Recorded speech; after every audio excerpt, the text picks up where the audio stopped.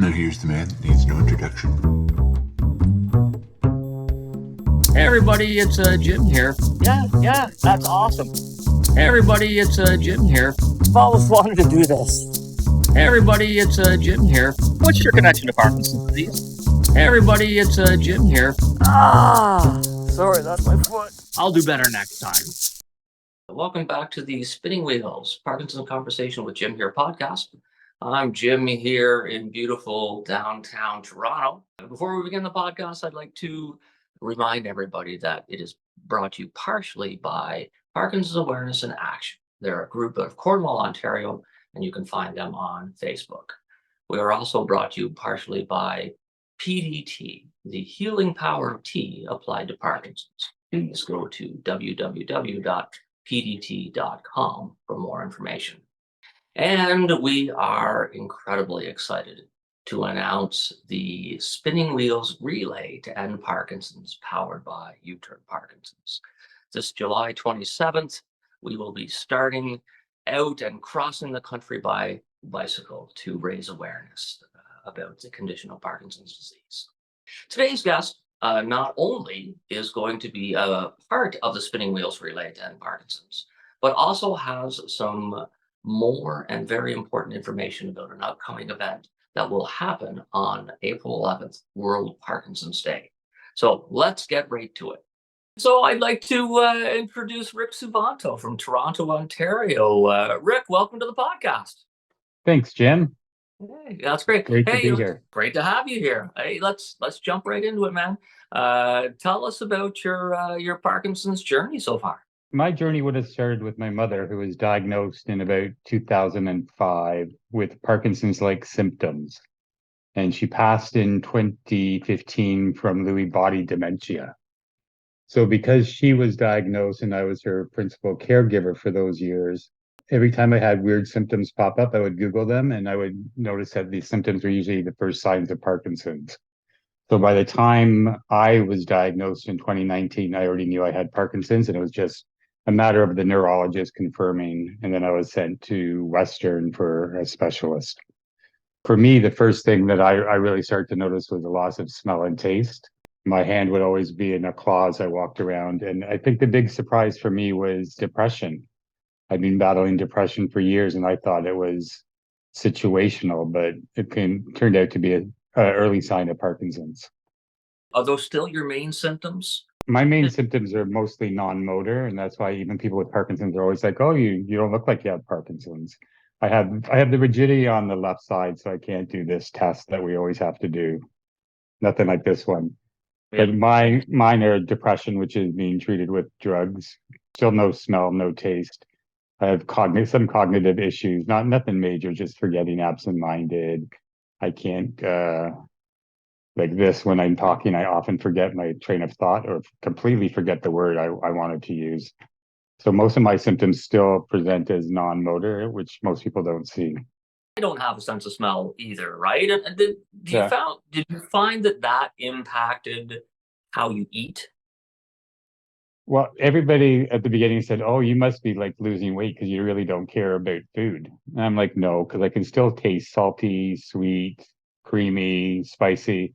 I still eat, but it hasn't impacted that. But I found at the beginning it impacted my my social connection with people, because I grew up in food's always being kind of important. We've not important, but we'd go out for dinner, we'd go out for breakfast. And it got to the point where I just didn't want to go out with friends or my family. I'm like, what's the point? I'm just going to eat and nothing will taste good. And then I had to do that positive spin again. I kind of went, you know what? I'm not really going out to eat the food. I'm going out to be with the people. So it just kind of became more, you know what? So I'm going to come along and I'll find something, but it's more the social connection. It's more getting out of the house that became the more important thing as opposed to food.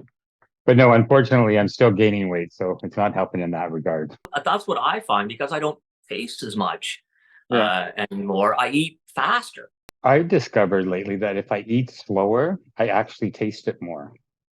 Okay. So I find I have to tell myself slow down, and I can taste. I don't know. I never really know what I'm tasting, but I know there's more taste if I actually slow it down. Okay. All right. I'm going to give it a try. But I think you're right. Like getting back to that mind shift or that mind switch because we can all go negative, right? But to switch it around into something positive, just takes that little bit more awareness, and that's good. This isn't limited to just one thing, but what is something that happened to you that's positive that wouldn't have actually happened had it not been for your Parkinson's diagnosis? It's one of those questions you always hear, and people that give you the answer, you're like, yeah, come on. But I find it's kind of given me that purpose in life almost. Like now my advocacy is really to get out there and help people and remove the stigma of Parkinson's and educate people. Like, and I've discovered through this that I really enjoy helping people. And this is something I should have been doing my whole life in a career or whatever, but I didn't find out till unfortunately I'm diagnosed. And now I'm like, oh, it's knowing that I can go out and help people, like even connect them with resources or help people that are newly diagnosed that don't know anything and they don't know where to go. Right. So I find the advocacy great. Okay. And so did that happen automatically? Like as soon as you were diagnosed, or did you take a couple of years to get into that? I think it happened almost from the beginning because, as I said, my mother was diagnosed and she was the opposite of me. She retreated. She didn't want to go out. She was embarrassed. People were going to look at her the wrong way. And so when I was diagnosed, I kind of thought, that's not how I want to live. And it's not the example I want for my children either. I want to be able to go out there and say, you know what? I have a disease. It sucks. I didn't ask for it, but I still have the right to have quality of life. So it kind of happened very quickly.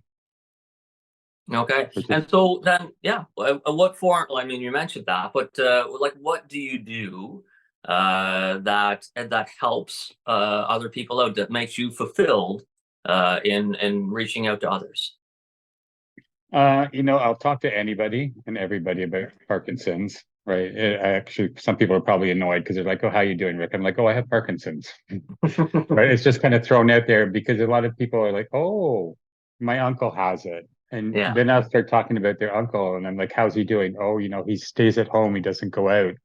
And then I can say, oh, I know these great programs. I know support groups. I said, here's my number if he wants to call me, like talk one-on-one or whatever. So I do that kind of on a one-on-one basis. I just talked to a great woman at the gym the other day about it. And also I started last year with Passions for Parkinson's Great Help. We did what's called a Sit to Stand challenge at Toronto City Hall. And we brought it out into the public square so that people actually saw people with Parkinson's and saw that we were active and trying to stay active and healthy. And just to educate people about Parkinson's and to help people with Parkinson's, to educate them on the importance of exercise and social. Absolutely. And so, right. We've had Tamara on from Passion for Parkinson's before, which is great. And we talked briefly about the Sit to Stand challenge, but can you give us a little bit more? Like there's one plan for this year, isn't there? Yeah, this year we've planned one. We're just in the process of trying to finalize some things. And basically the Sit to Stand challenge is you sit on a chair and you have to stand up without using your arms as many times as you can within 24 hours. And everybody with Parkinson's knows this as one of the tests that we do when we go see our specialists, right? But it's good. It's a good exercise for mobility and balance, and it's something that we probably should incorporate more. So the idea is to do as many of these as you can in 24 hours. And it's international, and this year they're looking at doing 2 million worldwide. Last year we got up to 1 million worldwide. Nice. I mean, I was part of it, right? I think I got my 1,000 in or something like that. Yeah, people can do it wherever. I do it in public because I want to bring the attention to the public, but I know a lot of people aren't comfortable, so people can do it at home. They can get friends and family to do it. I mean, we had a great member that was sending his numbers in from the poolside in Mexico last year with videos, which was not very nice. No, that's right. Not at all, right? Because it's April 11th, right? Yeah, April 11th, which is International Parkinson's Day. Yeah, absolutely. And so, like this year, I'm planning on coming to Toronto, wherever it happens to be part of it, just to see everybody. And because you're right, being social, all right, it's sometimes it's easier not to be social. but it doesn't mean that it's better. You belong to not a ton, but you belong to a few support groups, don't you? But yeah, no, I belong to the Wild PD support group in Toronto. Well, it's now basically across Canada because of the Zooms calls. And somehow I stumbled across one in the southern states like Arizona and California. So I see them every couple of weeks. And it's interesting talking to them because you hear about a different perspective and how they have to battle different drugs and how their insurance company doesn't pay for as much as we get here. Oh, yeah. Right, so you hear those differences, and also their research is ahead of ours, so they do things a bit before we do. The healthcare system is different, but also I imagine they are further ahead of us in terms of what drugs they might be able to access. You know, I've been on Facebook every once in a while, and I see your name now, and over the course of 3 or 4 years, you've gone from somebody who is just who is participating in that, and now you're like one of the administrators on some Facebook groups. How did that come? I just keep going on Facebook, and I found it's a great resource for people with Parkinson's because there's a couple really good Facebook groups that I belong to that are very positive, and basically we're not supposed to complain or whatever. I mean, you can have a bad day and complain, but it's more about encouraging people for exercise and to get out and exercise. And there's people on here that are running ultra marathons and crazy people I know biking across the country, right? So I started because these ones were very they're inspirational to see these people that are basically fighting this disease as best they can. Quality of life for people with Parkinson's on 3 pillars. The first one is you have to have a good neurologist or a movement specialist, and they have to be working with you and your medication because that's so important. Next, I would say is exercise and social connection are basically tied because they're just so important to get you out of the house, to realize that it's not just you. There's other people that are like you that are dealing with the same issues. And you sometimes, and you find the little quirky tricks that help with your issues or whatever. And it's just good to know other people are like you, and the exercise, as I said, is just so crucial for slowing down the progression. When we were out on the Spinning Wheels tour, right? Because Mike and Steve are the founders of the Ridgid Riders, and they were with me coming across the country. And now it's time for Rick's Ridgid Rider Recall. They needed someone trustworthy who could do that, and they called on you. So you actually are now one of the leaders of the Ridgid Riders. You basically took it over for one summer in 2022 and got people out there. So I just wanted to say thank you for that, because to keep the Ridgid Riders going is so important, just because of what you were talking about, exercise and community. And it's such a valuable cycling group that I think is one of a kind in the country so far, and we'd like to make sure that it's not one of a kind, that it's everywhere. But that's the goal, to do that. So thanks. I was quite honored to be asked to step up and help and look after it. I mean, I think what they've developed with that group and what you guys accomplished last summer was amazing. And it's just part of our little community. We just help support each other in any way we can, right? Hey, everybody. Wow. I would like to thank Rick Suvanto from Toronto for coming on the Spinning Wheels Parkinson's Conversation with Jim here podcast. You know what? Rick is an active person, right? Dealing with Parkinson's the best he can. He's really become an advocate for people with Parkinson's disease in Canada, and it's been nice to see his progression. Remember, April the 11th, the Sit to Stand Challenge is happening across the country and across the world. All right, so we'll be at Dundas Square in Toronto. Hope to see you there. His first comments was, "It tastes awful," and that maybe that works for cough syrup, but it shouldn't be the case for tea. So PDT tastes nice.